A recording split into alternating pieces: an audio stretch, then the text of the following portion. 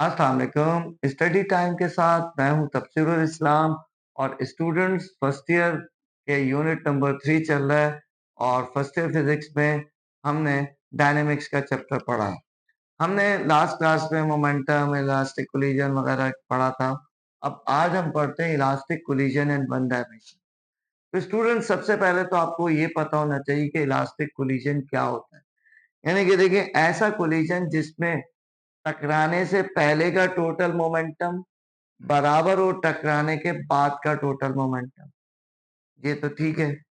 और टकराने से पहले की टोटल काइनेटिक एनर्जी बराबर हो टकराने के बाद के टोटल काइनेटिक एनर्जी के, तो ऐसे कोलिजन को हम क्या कहते हैं? Elastic collision. ठीक, यानी कि जिसमें मोमेंटम भी कंजर्व है और काइनेटिक एनर्जी भी कंजर्व है। तो हमने कहा चले दो बॉडीज है हमारे पास, एक m1 है और एक m2 है। ठीक, इनिशियल वेलोसिटी है इसकी u1 और u2, दोनों टकराई और टकराने के बाद वेलोसिटीज क्या हो गई? v1 एंड v2 हो गई। ठीक, ये देख लें। अब हम पहले इसको लिखवा देता हूं। ठीक, इस डेरिवेशन का पर्पस क्या है ये भी मैं आपको बता दूं। इस डेरिवेशन का पर्पस है कि हमें फाइनल वेलोसिटीज v1 और v2 के लिए फॉर्मूला ड्राइव करना है। याद रहे कि हमें फाइनल वेलोसिटीज v1 और v2 के लिए फॉर्मूला ड्राइव करना है। तो सबसे पहले हम क्या लिखेंगे? पहले हम लिखते हैं, आप नोट कर लें। Consider two bodies of masses m1 and m2 which are moving with initial velocities of u1 and u2 respectively along the same line। ये लिखा। फिर फुल स्टॉप के बाद let these bodies collide with each other and during collision both the bodies exert equal but opposite forces on each other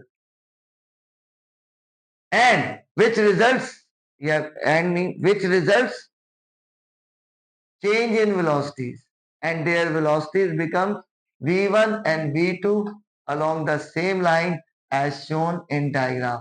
यानी कि टकराने से पहले अगर वो जिस लाइन पे मूव कर रही थी, टकराने के बाद भी उसी लाइन पे मूव कर रही है, इसीलिए हम इसको कहते हैं elastic collision in one dimension. यानी कि टकराने से पहले जो लाइन थी, टकराने के बाद भी वही लाइन हो।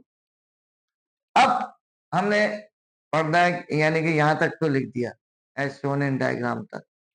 अब हम कहेंगे from law of conservation of momentum. From law of conservation of momentum हमने कहा फॉर्मूला क्या है? m1 u1 plus m2 u2 बराबर हो जाएगा किसके? m1 v1 plus m2 v2। इसको कहते हैं equation number 1, law of conservation of linear momentum के मुताबिक। लेकिन अभी हम इसी इक्वेशन को कंटिन्यू करेंगे। ये इक्वेशन 1 को तो हम बाद में यूज करेंगे, ठीक, लेकिन अभी हम इसी को कंटिन्यू करते हैं। नेक्स्ट स्टेप में क्या करेंगे? 1 1 को एक तरफ ले जाए और 2 2 को एक तरफ ले जाए। तो देखें यहाँ पे m1 u1 पहले मौजूद था, m1 u1 रहा, ये इधर प्लस का था, इधर आके माइनस का हो गया m1 v1। इसी तरीके से यहां पे पहले से मौजूद है m2 v2 और ये इधर प्लस का उधर जाके माइनस हो गया m2 u2। है ये भाई? अब इसमें से क्या कॉमन आ रहा है? हमारे पास कॉमन आ रहा है m1। तो हमने कहा m1 कॉमन आया तो बचा क्या? u1 माइनस v1 और इधर क्या कॉमन आ रहा है? m2 कॉमन लिया, बचा क्या? v2 माइनस u2 और इसको हम कह देंगे इक्वेशन नंबर 2। Equation number 2। अभी तक हमने कोलिजन की बात नहीं की, कोलिजन कौन सा हुआ है, इलास्टिक हुआ है या इन इलास्टिक। हेडिंग हमारी इलास्टिक कोलिजन है, तो हमें ये अज्यूम करना पड़ेगा कि कोलिजन कौन सा है, इलास्टिक कोलिजन। और इलास्टिक कोलिजन में total kinetic energy before collision भी बराबर होती है total kinetic energy after collision. तो लिखेंगे as the collision is elastic collision, then from conservation of kinetic energy। अब देखिए काइनेटिक एनर्जी का फॉर्मूला क्या होता है, half m v square. V क्या है, वेलोसिटी। अब टकराने से पहले जो वेलोसिटी है वो u1 है, टकराने के बाद v1 है। तो और इधर टकराने से पहले u2 है और टकराने के बाद v2 है। अब हम कहेंगे पहले total kinetic energy before collision क्या हो जाएगा,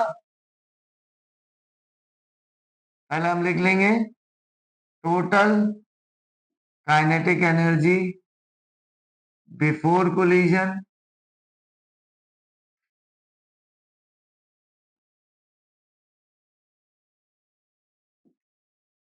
बराबर होगी total kinetic energy after collision.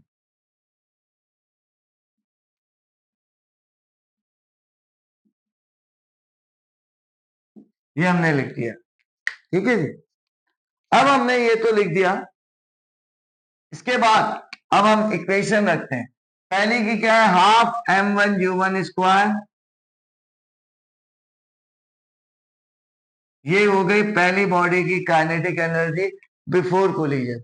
दूसरी की क्या होगी, हाफ m2u2 स्क्वायर, और ये दोनों ऐड होंगी टोटल के लिए।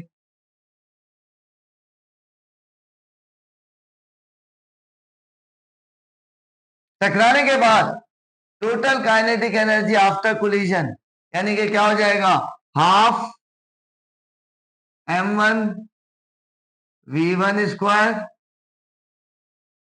Plus half m2 v2 square. अब यहां पे भी स्टूडेंट्स हम पहले क्या करेंगे, हम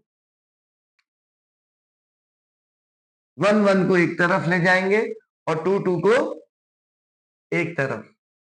क्या आ जाएगा, हाफ m1u1 स्क्वायर, ये प्लस का था इधर आके माइनस हाफ m1v1 स्क्वायर, इधर पहले से मौजूद था हाफ m2v2 स्क्वायर, और ये प्लस का उधर जाके माइनस का हो गया हाफ m2u2 स्क्वायर। अब हमने कहा कि इधर क्या कॉमन आ रहा है, हाफ m1, और इधर क्या कॉमन आ रहा है, हाफ m2। ठीक, तो मैं इधर कॉमन ले लेता हूं हाफ m1, चलेगी, कॉमन ले लिया मैंने हाफ m1, तो बचा क्या, u1 स्क्वायर माइनस का v1 स्क्वायर। इधर भी मैंने कॉमन ले लिया हाफ m2, तो बचा क्या, v2 square minus u2 square. अब देखिए क्या क्या कैंसिल हो रहा है, हाफ से हाफ कैंसिल हो रहा है। अब आपने एक फॉर्मूला पढ़ा है ए स्क्वायर माइनस बी स्क्वायर, यानी कि ए स्क्वायर माइनस बी स्क्वायर ये बराबर होता है ए माइनस बी, ए प्लस बी। इस फॉर्मूले को अगर मैं इस पे अप्लाई करूं u1 और v1 पे, और तो क्या बन जाएगा, m1 u1 minus v1 u1 plus v1 is equal to m2 v2 minus u2 और v2 प्लस u2, और ये बन गई equation number 3।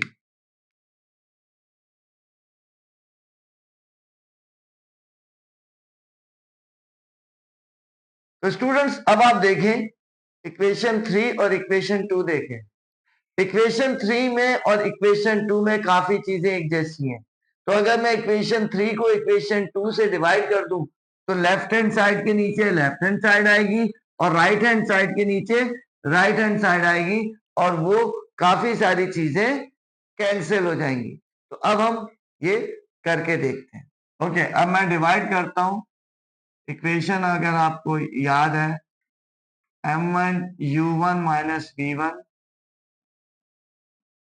u1 plus v1, left hand side ये थी तो लेफ्ट हैंड साइड के नीचे लेफ्ट हैंड साइड आ जाएगी। क्या है? m1 u1 minus v1। Right hand side क्या थी हमारे पास? m2 v2 माइनस u2 और v2 प्लस u2। सही है। अपॉन क्या आ जाएगा? m2 v2 minus u2। देख लें आप, सही है कि आप देख सकते हैं रिवाइंड करके कि यही दो इक्वेशन थी। अब कैंसिल क्या हो रहा है? यहाँ पे ये पूरा कैंसिल हो गया, यहाँ पे ये पूरा कैंसिल हो गया। अब बचा क्या? u1 plus v1, u1 plus v1 और u2 प्लस v2, ये आ गया। ठीक है जी, इसको हम कह देंगे इक्वेशन नंबर 4। अब देखिए हमने 4 इक्वेशंस बनाए। इक्वेशन 1 क्या थी? ये मैं यहां पे लिख देता हूं, m1 u1 plus m2 u2 is equals to m1 v1 plus m2 v2। ये इक्वेशन 1 थी। 2 3 को हम लोग यूज कर चुके हैं डिवाइड करने में। 2 और 3 को हम यूज कर चुके हैं डिवाइड करने में। अब हमारे पास पहली इक्वेशन और फोर्थ इक्वेशन ये दोनों मौजूद है। ये दोनों मैं यहां पे लिख देता हूं।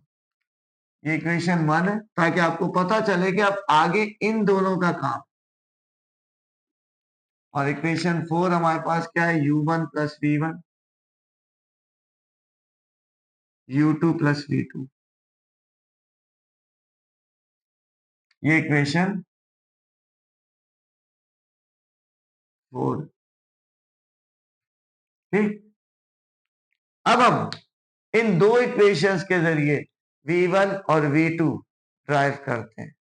अब हम पहले करते हैं v1 और v1। v1 के लिए हमने कहा हमारे पास दो इक्वेशंस मौजूद है। तरीका क्या है? देखिए जब हमने v1 को निकालना है तो v2 को एलिमिनेट करना है, यानी कि v2 को गायब करना है। और जब v2 निकालेंगे तो v1 को एलिमिनेट करना है। किस तरह एलिमिनेट करते हैं? हमारे पास दो इक्वेशन। एलिमिनेशन का तरीका क्या है? या हम एक इक्वेशन से जिसकी वैल्यू निकाल के दूसरी इक्वेशन में पुट कर दें तो वो वेरिएबल एलिमिनेट हो जाता है। ये 9th क्लास में भी आपने शायद मैथ्स में पढ़ा है। ठीक, अगर आपको याद नहीं है तो इसमें यही होता है कि ये कहलाता है सब्स्टिट्यूशन मेथड। ठीक, v1 निकालने के लिए हम कहेंगे पहले फ्रॉम इक्वेशन 4। अब मुझे v2 को एलिमिनेट करना है तो मैंने कहा u2 plus v2 is equals to u1 plus v1। v2 क्या हो जाएगा? u1 plus v1 minus u2। इसको पुट कर देंगे हम इक्वेशन 1 में। Put in equation 1, substitute in equation 1। अब इक्वेशन 1 में m1 u1 as it is रहा, प्लस m2 u2 ऐसे ही रहा। M1 V1 भी ऐसे ही रहा। M2 V2, V2 की जगह हम पूरी इक्वेशन रख देंगे U1 plus V1 plus minus U2। अब क्या आ जाएगा, ये बन जाएगा M1U1 plus M2U2 is equal to M1V2 plus M2U1 plus plus plus M2V1 plus minus minus M2U2। अब देखिए, सॉरी ये M1V1 है, M1V1 ठीक है, M1V1 तो ऐसे ही सब। अब हम देखेंगे V1 किस किस में मौजूद है। V1 इसमें मौजूद है और V1 इसमें मौजूद है। इनको हम यहीं रोक देंगे, बकिया को हम दूसरी तरफ भेज देंगे। तो क्या बन जाएगा ये M1U1 प्लस M2U2 प्लस का इधर आके माइनस हो गया M2U1 और माइनस इधर आके प्लस हो गया M2U2। इधर क्या बचा M1V1 प्लस M2V1। अब हम देखेंगे कि U1 और U1 वाले को एक साथ लिख दें तो ये क्या बन जाएगा M1U1 माइनस M2U1। M2U2, ये वाला M2U2 और ये वाला M2U2 ये दोनों ऐड हो जाएंगे। M2U2 प्लस M2U2 क्या बन जाएगा 2M2U2। इधर क्या कॉमन आ रहा है V1, क्या बचा M1 प्लस M2। अब इसमें से कॉमन आ रहा है U1 और जो कॉमन आया है उसको हम ब्रैकेट में चाहे इस तरफ लिख दें चाहे इस तरफ लिख दें, कोई फर्क नहीं पड़ता। तो मैंने लिख दिया M1 minus M2, U1 common ले लिया प्लस 2M2U2 और ये इधर मल्टीप्लाई हो रहा उधर जाके डिवाइड हो गया। तो ये इक्वेशन हमारे पास आ गई, इसकी ये इक्वेशन आ गई हमारे पास, V1 का फॉर्मूला आ गया। So this is the expression for the final velocity of first body। अब हम सेकेंड बॉडी का करते हैं। तो अब हम करते हैं फॉर V2। V2 के लिए भी हम वही इक्वेशन 4 में से अब हमें V1 को एलिमिनेट करना है। तो V1 की वैल्यू निकाल के इक्वेशन 1 में पुट करना है। फ्रॉम इक्वेशन 4 ये क्या है U1 plus V1 is equal to U2 plus V2। V1 हम निकालना है तो V1 को एलिमिनेट करना है। तो V1 is equal to U2 plus V2 minus U1। अब हम इसको पुट कर देंगे इक्वेशन 1, पुट इन इक्वेशन 1।